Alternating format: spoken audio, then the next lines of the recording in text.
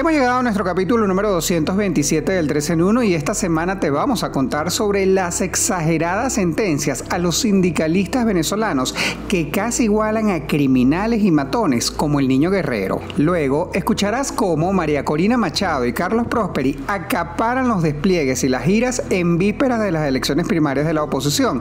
Y vamos a cerrar con un tema que nos afecta a todos, la dolarización de la gasolina en Venezuela, la cual se cumple en todo el país sin ni siquiera un anuncio oficial. Pónganse cómodos, esto está por comenzar. Bienvenidos a 3 en 1, tu suplemento informativo semanal con todo lo que necesitas saber de los portales Runrunes, Tal Cual y El Pitazo. A partir de este momento queremos invitarte a que disfrutes en los próximos minutos de los reportajes más destacados en estos tres medios digitales. Siéntate, relájate y tómate el 3 en 1 de esta semana.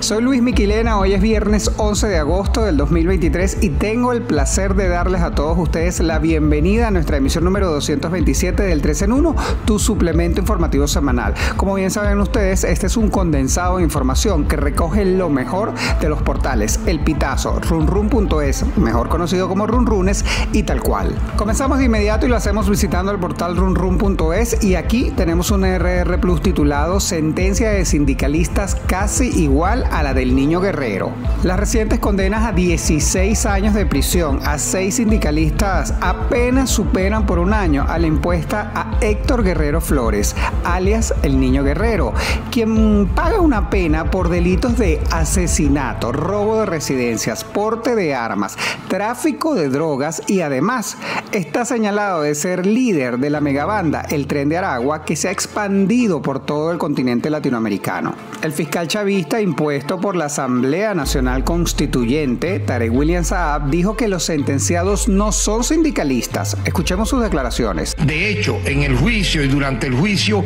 un solo sindicato salió en defensa de estas personas. Segundo, nunca al momento de ser detenidos se encontraban realizando alguna labor vinculada a la lucha sindical. Lo más interesante de todo esto, ninguno de ellos son trabajadores activos. Ninguno. No aparecen registrados ante el Instituto Venezolano del Seguro Social como trabajadores adscritos a alguna empresa pública del Estado venezolano. A estos sindicalistas venezolanos se le imputaron los supuestos delitos de conspiración y asociación para delinquir. Recibimos a Francisco Zambrano, autor de la nota, para que nos aclare un par de dudas. Francisco, un gusto saludarte. Además de la del Niño Guerrero, ¿con qué otras penas se pueden comparar estas sentencias tan exageradas? Bueno, Luis, fíjate que Isaac Molleda Zárraga, el asesino del periodista Javier García, fue condenado a 15 años. Jean Manuel Montilla, que fue el homicida del actor Yanis Chimara, fue sentenciado a 16 años. Mientras que Larry Tobar Acuña, aquel famoso narcotraficante que fue excarcelado por el expresidente Ramón J. Velázquez, fue sentenciado a 13 años de cárcel. Esto quiere decir que los sindicalistas tienen una pena similar o parecida a la de asesinos o famosos narcotraficantes en Venezuela. ¿Y qué dicen los expertos sobre estas condenas? ¿Qué significa este tipo de sentencias? Para el abogado penalista y criminólogo Luis Izquiel, esta sentencia a los sindicalistas es un exabrupto de la justicia venezolana. Pues él dice que esto es comparable con un homicidio intencional, porque según el Código Penal, en el artículo 405, la pena para homicidio es de 12 a 18 años y siempre se saca una media de 15 años para los homicidas. Igualmente, el abogado Juan Manuel Rafali dice que con esta sentencia el gobierno lo que busca es enviar un mensaje a los líderes gremiales para criminalizar de alguna forma la protesta. Candidatos en campaña, Machado y Prosperi acaparan despliegues y giras. Este es el título del reportaje que nos comparten desde la redacción de Tal Cual esta semana. De acuerdo con Luis Aguilar, director de Polianalítica, por cada 2 municipios que ha visitado la candidata a las primarias por el partido Vente Venezuela, María Corina Machado, Carlos Prosperi de Acción Democrática ha tenido presencia en al menos 5. Escuchen con atención. Después del Partido Socialista Unido de Venezuela, la organización más organizada del país, Acción Democrática se convierte, a pesar de ese 2% de autodefinición partidista que goza Acción Democrática a nivel nacional, se convierte en el segundo partido más grande del país. Esto se convierte en una gran oportunidad para los líderes de Acción Democrática de dejar las diferencias a un lado. A Machado le ayuda el capital político que posee, mientras que a Prosperi le beneficia el número de seccionales que tiene AD en todo el país. Según Aguilar, esto no significa que los otros candidatos no hayan demostrado músculo en la calle, como es el caso de Enrique Capriles Radonsky o de Elsa Solórzano. Sin embargo, advierte que en ese sentido, César Pérez Vivas y Andrés Caleca lucen rezagados. Recibimos a la periodista Sofía Neder, quien nos tiene más detalles sobre este reportaje. Sofía, como siempre, un gusto tenerte entre nuestras invitadas. 2 preguntas. La primera, ¿cómo ha transcurrido la campaña electoral de los candidatos en vísperas de las primarias? Según el politólogo e investigador Luis Salamanca, hasta ahora no hay una campaña electoral propiamente dicha, pero sí una campaña política que consiste en el posicionamiento de los candidatos o aspirantes en relación con la situación política del país. Salamanca destaca el estudio que ha hecho de sabermetría electoral, seguimiento que ha hecho de los candidatos y cómo hay 2 velocidades en la presentación de los mensajes. Al mismo tiempo se refiere a algo importante que tiene que ver con candidatos que están apoyados en maquinaria, como ocurre por ejemplo con el caso de Carlos Prosperi de Acción Democrática. Se sustenta en el trabajo de las seccionales del partido que aún le quedan a este sector que fue intervenido por el TCJ, y también el caso de la candidata María Corina Machado de Vente Venezuela, que tiene, según el especialista, un capital político y también recursos para movilizarse por todo el país. Por su parte, Luis Aguilar, quien es director de Polianalítica, señala que hay candidatos que mantienen un discurso más radical, más extremista, otros con una narrativa más conciliadora, y que en todo caso los candidatos, a juicio de Aguilar, que se han impuesto en esta fase de la campaña para las primarias en cuanto a la presencia, son justamente María Corina Machado y Carlos Prosperi. Dice que Carlos Prosperi tiene una cobertura territorial importante y que por cada 2 municipios que ha visitado Machado, Prosperi ha estado en 5.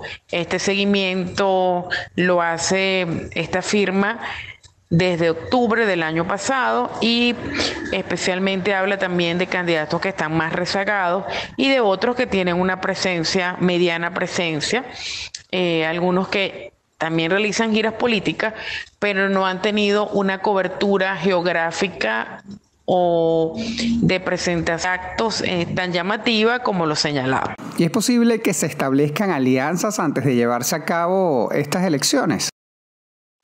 El politólogo Luis Salamanca expresa que los 13 candidatos inscritos a las primarias pueden llegar incluso hasta el 22 de octubre, a pesar de que algunos sean meramente declarativos, es decir, que sean candidatos que no recorren el país completo ni muchas veces, sino que simplemente envían un mensaje por las redes y dan algunas entrevistas. Para el analista, las primarias representan un escenario muy interesante, muy propicio para forzar alianzas. Esto, desde su punto de vista, fortalecería las posiciones de partidos que están desmantelados por el régimen o se han venido a menos. Y para cerrar esta semana vamos a visitar el portal El Pitazo y aquí vamos a tocar un tema que nos afecta a todos y que nos pega a todos los venezolanos y venezolanas en el bolsillo.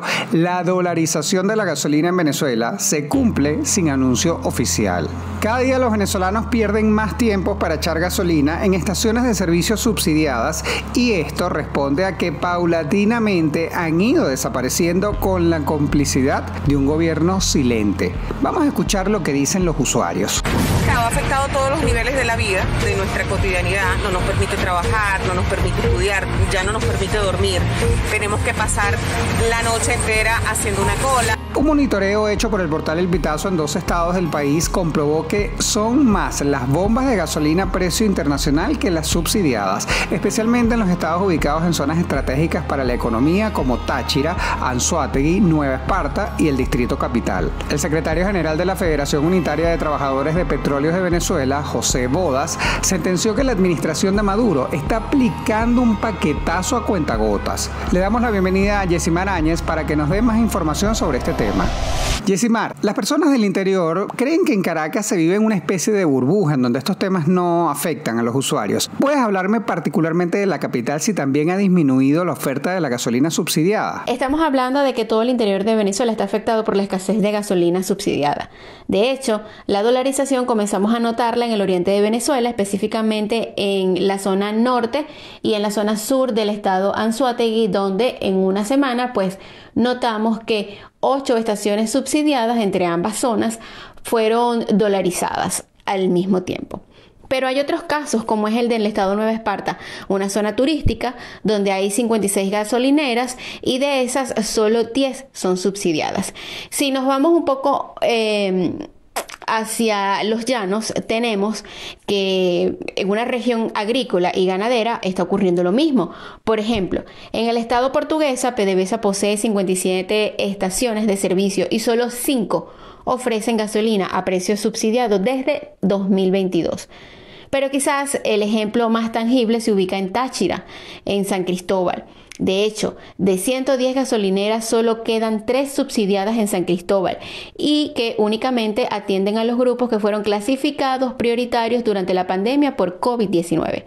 Entre esos tenemos médicos, pacientes crónicos, funcionarios públicos, un grupo de periodistas y algunos docentes pueden acceder a este precio. Un ejemplo grave también es el del estado Zulia, donde de 214 estaciones de servicio activas, 130 operan en la modalidad integral, es decir, que venden a precio subsidiado y dolarizado. Pero cerca del 15% de estas son abastecidas a diario, según fuentes de la estatal petrolera. Esto lo que significa es que antes eran menos el porcentaje en que recibían gasolina todos los días. ¿Y cuáles son los estados más afectados por la escasez de combustible en este momento? Hola Luis, es un gusto en saludarte en nombre de todos los corresponsales del Pitazo que participamos en esta entrega. Ciertamente, en el interior se piensa eso, que en Caracas se vive en una burbuja.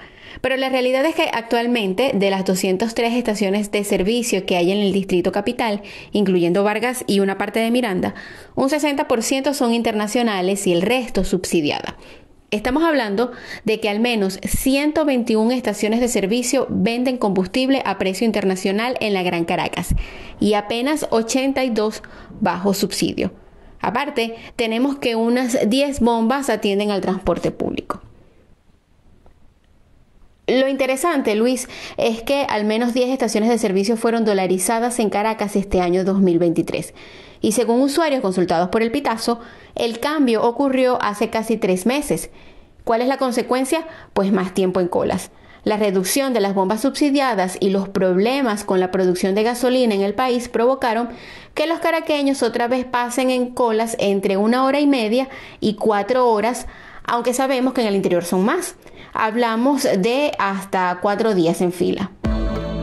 Y con esto hemos llegado al final de nuestra emisión número 227 del 3 en 1, tu suplemento informativo semanal. Como todas las semanas, recuerda que nos puedes ayudar a llegar a mucha más gente y lo que debes hacer es muy sencillo. En la plataforma en donde nos escuches, dale clic al enlace y compártelo con tus amigos, con tus allegados. Recordemos que la información es poder. Estamos disponibles en Apple Podcast, Google Podcast, Spotify y para tu comodidad también estamos en la plataforma de videos YouTube. En el guión me acompañó Francisco Zambrano y en la edición Abraham Moncada. Estrada, este servidor Luis Miquilena en la narración y producción ejecutiva de este espacio. Tengan un excelente fin de semana, cuídense mucho, disfruten con sus familias y recuerden que nuestra próxima cita es el próximo viernes 18 de agosto. Hasta luego.